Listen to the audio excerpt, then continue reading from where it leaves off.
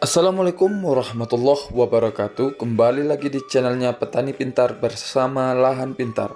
Seperti biasa kita terus membahas tentang seputar pertanian. Kali ini kita akan membahas tentang pemupukan cabai fase generatif untuk memperpanjang masa panen cabai. Mari kita bahas, yaitu pemberian pupuk susulan pada tanaman terbagi menjadi 3 fase. Pada fase pertama kita memberikan pada fase vegetatif, kemudian generatif atau pembungaan dan pembuahan, serta fase pembesaran atau pematangan buah. Mengenai pemupukan cabai pada fase generatif, kita harus melakukan pada saat tanaman memasuki masa pembungaan dan pembuahan, yaitu pada usia di atas 30 hari setelah tanam. Kemudian pemupukan dalam fase ini harus dilakukan dengan tepat, baik itu tepat jenis pupuk dan dosis, waktu pemupukan dan cara aplikasinya.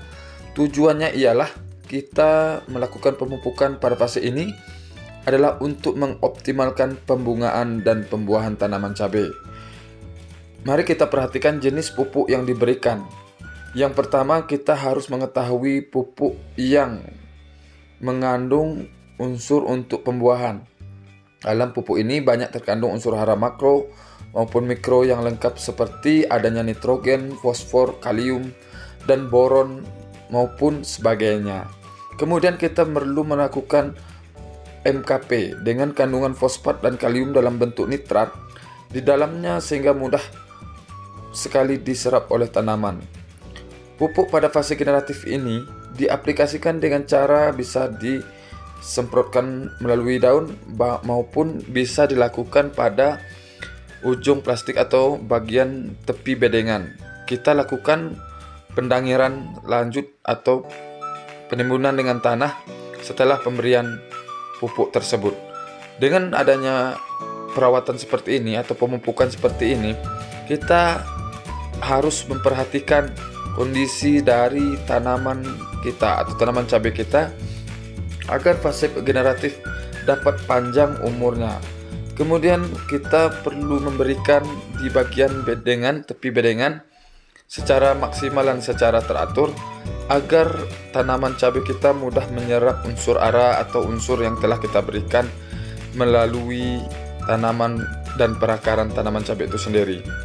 Nah, pada kesempatan kali ini kita menggunakan untuk fosfat yang lebih tinggi, kita menggunakan fosfat kuda laut atau SP kuda laut.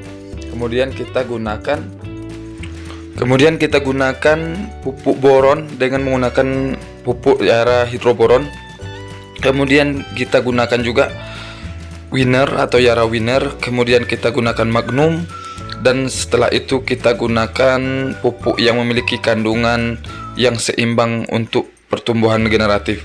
Sehingga dengan pemupukan seperti ini di bagian tepi, bagian daun plastik atau mulsa pada bedengan, kemudian ditimbun atau dilakukan pembalikan tanah secara merata, itu dapat membuat tanaman cabai berumur panjang.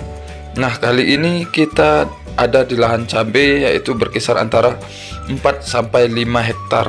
Nah, pemupukan seperti ini wajib kita lakukan pada fase ini atau fase pembuahan secara maksimal, bertujuan pada saat cabai dengan harga yang cukup murah seperti sekarang ini itu dapat tumbuh dan dapat panjang umur di dalam kita memetik hasil cabai itu sendiri.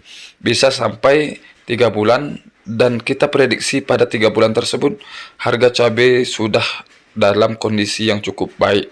Nah, untuk itu para petani pintar, kita perlu memperhatikan hal tersebut, lakukan dengan perawatan yang seimbang, kemudian pupuk dengan benar di bagian tepi bedengan, kemudian kita tutup dengan tanah agar hal tersebut dapat diserap langsung oleh tanaman jika ingin kita lakukan pertumbuhan yang cukup lama.